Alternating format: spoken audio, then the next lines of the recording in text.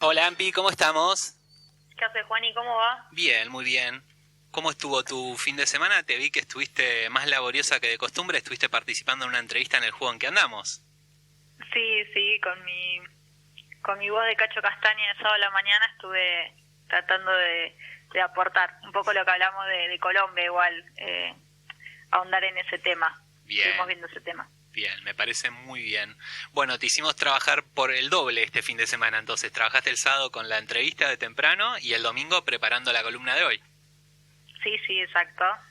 Bueno, ¿y hoy qué nos toca, Ampi? Bueno, mira, para hoy te traje el tema de Madrid, Ujú. las elecciones de la Comunidad de Madrid, que tuvieron bastante cobertura internacional e incluso nacional.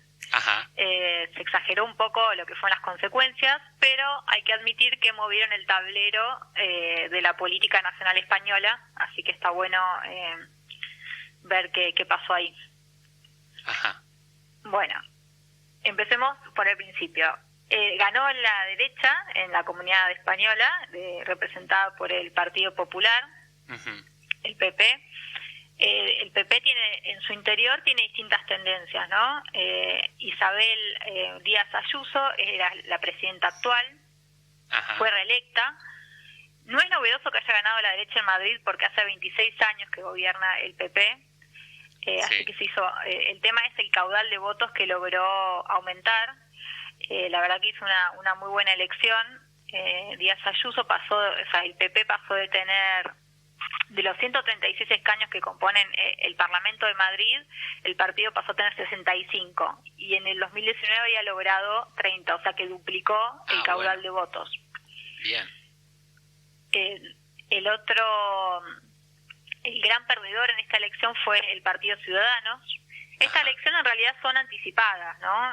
Se debe a una ruptura del Partido Popular, de la alianza que tenía con el Partido Ciudadanos en otra comunidad de España, en Murcia. sí, Se dio un conflicto de alianzas.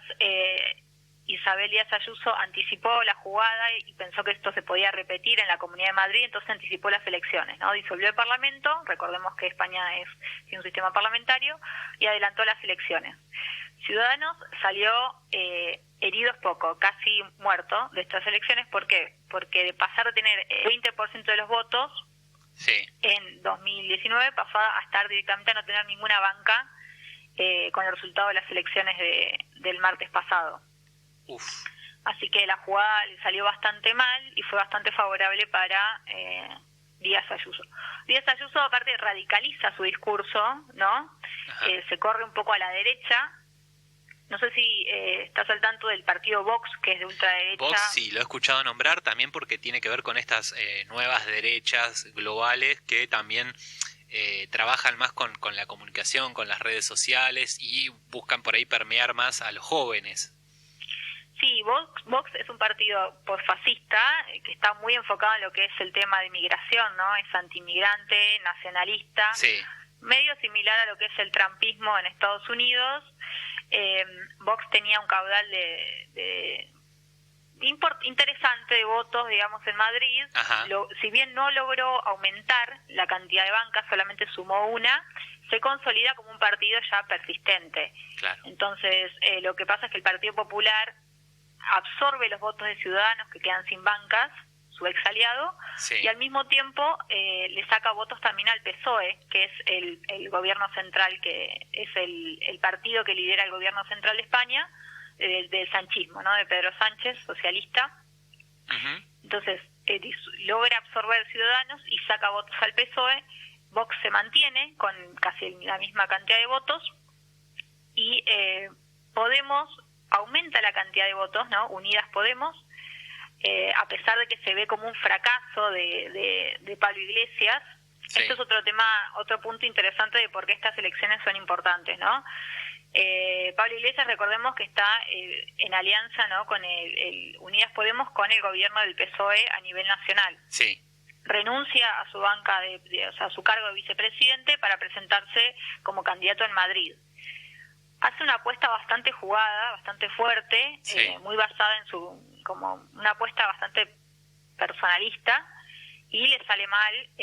Si bien Unidas Podemos aumenta un poquito el caudal de votos, ¿no? Logra aumentar de 7 bancas que sacó en el 2019 en Madrid pasa a 10, queda bastante machacada la figura de Pablo Iglesias, creyendo que él iba a poder como subir mucho más el porcentaje de votos obtenidos por Unidas Podemos.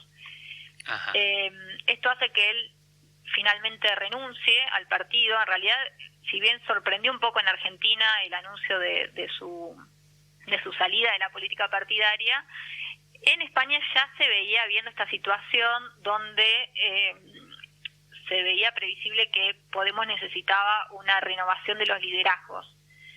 Él mismo anuncia de que no quiere ser un escollo para su partido y que en esta campaña ha sido el chivo expiatorio.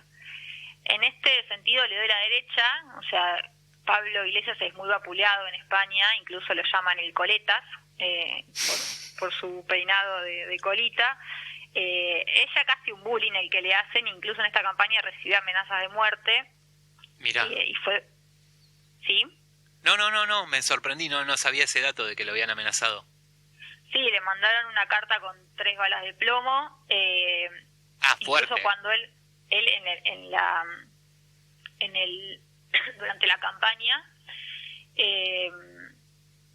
estaba en plena campaña, y un poco que la actual presidenta lo ridiculiza, se ríe de esta situación, y en un clima, ¿no?, de polarización total. La actual presidenta Isabel Díaz Ayuso, que ahora desde los medios la venden como la principal líder, ¿no?, de la derecha española, sí. En su campaña se enfrenta directamente a Pablo Sánchez, ¿no?, al presidente, y se centra, ojo, diría Cristina, ojo con esto, en uno de los ejes de su campaña es libertad o comunismo, resaltando, ¿no?, polarizando la escena, pero sobre todo quería hacer hincapié en que utiliza el tema de la pandemia y las restricciones impuestas a Madrid por el gobierno central como un eje principal, ¿no? Esta cosa de libertad asociada al negacionismo de la cuarentena, no sé si te suena un poco familiar. Muy familiar. Algo similar, sí, con la ciudad. Sí, claro, sí. Bueno, vemos que hay algo reiterado en utilizar la libertad, ¿no?, la excusa de la libertad para hacer esta diferenciación entre un gobierno, ¿no?, entre un gobierno autónomo que intenta imponer su voluntad por sobre el gobierno central, y claramente los oficialismos en todo el mundo están viéndose muy debilitados con el tema de la pandemia, ¿no? Están pagando los platos rotos por las restricciones de movilidad, por la cuestión sanitaria, y la derecha está aprovechando esta cuestión para sumar votos desde la indignación general y obviamente una responsabilidad que no es del gobierno central, ¿no? Claro. Sino de la situación mundial. Sí, aparte. Pero bueno, la derecha está aprovechando esto en los países donde gobierna la centroizquierda. Claro. Yo no sé cómo será la situación allá, pero acá, por lo menos en Argentina, uno lo que ve es que el gobierno central es el que tiene que imponer las restricciones, a pesar de los gobernadores en muchos casos, que muchas veces cuando empiezan a ver los aumentos de casos, tampoco es que toman medidas anticipadas y desde el territorio para evitar que luego haya que haber un cierre. No, se inclinan por la apertura. Díaz Ayuso, también al no tener responsabilidades, digamos, en el gobierno central, ya vimos que en los casos donde los presidentes que en un principio estaban, como Bolsonaro o Trump, que estaban en contra de las restricciones, terminaron con catástrofes sanitarias. Claro. En este caso, en Madrid no fue la excepción, y Díaz Ayuso todo el tiempo hacía hincapié en vivir a la madrileña, en que Pedro Sánchez no entiende lo que es Madrid, que nos tienen que dejar vivir en libertad. Entonces, en ese sentido, es difícil pensar que un discurso tan centrado en lo regional puede traspolarse a un liderazgo nacional, ¿no? Claro. Porque muchos decían, bueno, Díaz Ayuso y Pedro Casado, que es el líder del PP a nivel nacional, se pueden proyectar a ganar las elecciones generales del 2023.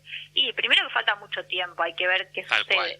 Y por otro lado, la lógica de España, los regionalismos son muy fuertes, y el Partido Popular, si bien están surgiendo, ¿no?, personajes fuertes en ciertas regiones, en Cataluña fueron las elecciones hace muy poquitos meses y le fue muy mal al Partido Popular, pero esto no deja de ser un golpe duro para el PSOE, ¿no? Claro.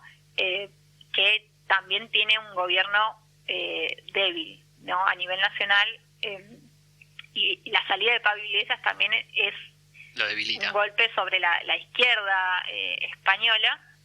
Igualmente, dentro del bloque de izquierda, de lo que es la Comunidad de Madrid, está Más Madrid, que es un partido que lidera Mónica García, una médica como si muy respetada, Sí. pero con un tono más independentista, ¿no? A Más Madrid se le une Íñigo Errejón, antiguo compañero de fórmula de Podemos, y aumentan incluso su caudal. O sea, a Más Madrid le va mejor que a Podemos. Sí. Pero bueno, hay que ver si la salida de Pablo Iglesias termina por destruir a Unidas Podemos o si realmente se da ese recambio de liderazgo al interior. O sea, la verdad es que fue tanto presentarse como principal candidato en una comunidad donde ya sabes que no te va a ir bien, es una estrategia jugada. Claro. Y después el principal personaje, el principal líder del partido abandone el barco en medio de una tormenta, y hay que ver cómo termina esa situación. Sí, la verdad que medio rara como se fueron dando esas decisiones. Jugar a el todo por el todo no suele ser bueno en política. Sí, acá sería impensado que el líder de un partido, por más que él dice que es para renovar los liderazgos en el interior, es complicado pensarlo desde otra realidad. Como te digo, él igualmente es realmente, como él mismo se nombró, el chivo expiatorio dentro de lo que es la política española. Y hay que ver entonces qué lugar ocupa también Íñigo y el partido de Mónica García de Más Madrid, que ahora queda como la principal oposición dentro de la comunidad madrileña. Pensemos también que el PP, si bien logra 65 bancas, sí, necesita 4 bancas más para tener mayoría, y esos votos, esas bancas las va a obtener de Vox, que es el partido que decíamos fascista, sí, por excelencia de España. Entonces sabemos que el PP también se inclina más hacia la derecha, ¿no? Extrema su discurso, no solamente desde la polarización de la campaña de libertad o comunismo, sino también desde lo que es las alianzas de gobierno. Claro. Bueno, situación compleja la de España, la de Madrid y la de España en particular. Yo te quería preguntar, Ampi, a ver, España es la madre patria, por así decirlo, más allá de que es una categoría un poco vetusta a mi entender, pero te quería preguntar en qué repercute los devenires de la política española en Latinoamérica y especialmente en Argentina, nada, sabiendo que, varios casos, no sé, Aerolíneas, por ejemplo, en su momento había sido privatizada, se había vendido un grupo español. Digamos, hay injerencia de España en la región, no tan fuerte como la de Estados Unidos, obviamente, pero por afinidad cultural y hay como una mayor injerencia de lo que son inversiones y empresarios, ¿verdad? Sí, ahora si hablamos de inversiones, la realidad es que España económicamente está súper golpeada. Yo sé que nosotros vemos La Nación y parece que todos se quieren ir a España y está todo bárbaro. Sí. Pero justamente está muy golpeado económicamente. La cantidad de desocupación, principalmente en el sector joven, es bastante preocupante, en realidad similar o peor que en la crisis del 2008, que es justamente donde surgen los partidos de ultraderecha y también el partido, ¿no?, de Podemos, como con el movimiento de los indignados. Sí. El PSOE es un aliado, digamos, político de Podemos sería como más acá le decían, perdió el kirchnerismo en España, titulaban sí, los medios en Argentina, que era un poco gracioso porque es como, ni Biden es Perón, claro, ni Pablo Iglesias es kirchnerista, o sea, hay ciertas afinidades ideológicas. Ahora podemos decir que el PSOE, que es el partido, ¿no?, que lidera Pedro Sánchez, es un aliado más cercano a lo que es el gobierno de Alberto Fernández. Tampoco podemos hacer una extrapolación tan burda de que esto nos va a afectar de determinada manera.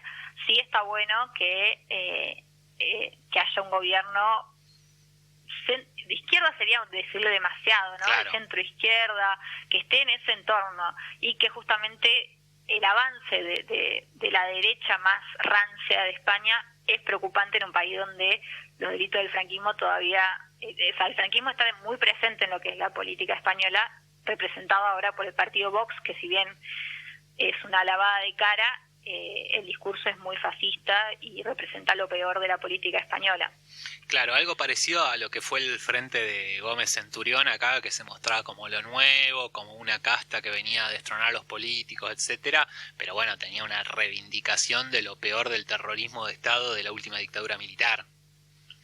Sí, yo donde pondría el eje del análisis, lo que me parece interesante es ver cómo el tema de la pandemia ha fortalecido a los discursos de derecha basados en la libertades individuales, ¿no? Y cómo están usando este tema los partidos que son de derecha de oposición, como sucede en Argentina, para fortalecerse políticamente, y este discurso negacionista y anticuarentena está jugando un poco con el humor social, y los oficialismos son los que finalmente electoralmente terminan pagando los platos rotos de las consecuencias de la pandemia, ¿sí? Claro, así que hay que estar atentos a eso. A mí me pareció que como te decía, incluso la participación en Madrid aumentó del 65 al 74% en plena pandemia. El voto no es obligatorio en España, entonces la gente, incluso en plena pandemia, que igual está más controlada que en Latinoamérica, fue a votar masivamente.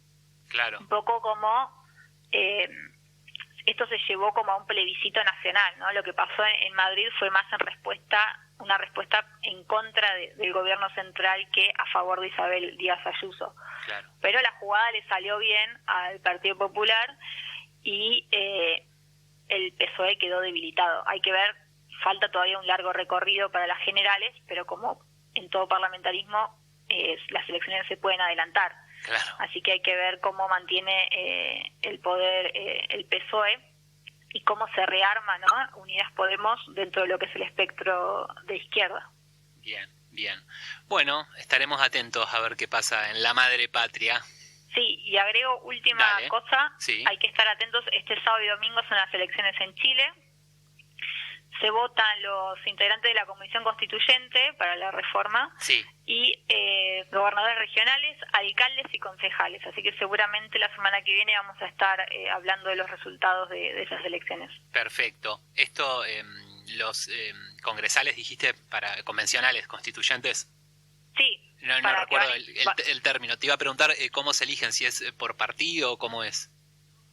Sí, hay por partido y también hay independientes. Ajá. Entre comillas, independientes, porque sabemos que es raro que para hacer una campaña política muy independiente no puede ser. Por ahí por independiente partidario, pero los recursos los necesitas sacar de algún lado. Sí. Y en Chile hay bastante de intereses económicos de por medio con lo que es la reforma de la Constitución. Claro. Así que hay que ver qué sale de eso. Bien. Bueno, Ampi, esperamos entonces el reporte sobre Chile la semana que viene, que me imagino que va a ser un fin de semana que se van a definir muchas cosas que pueden llegar a impactar en la región.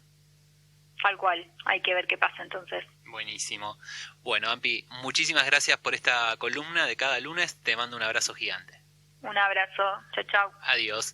Era Amparo Sayago con su columna Miradas al Sur.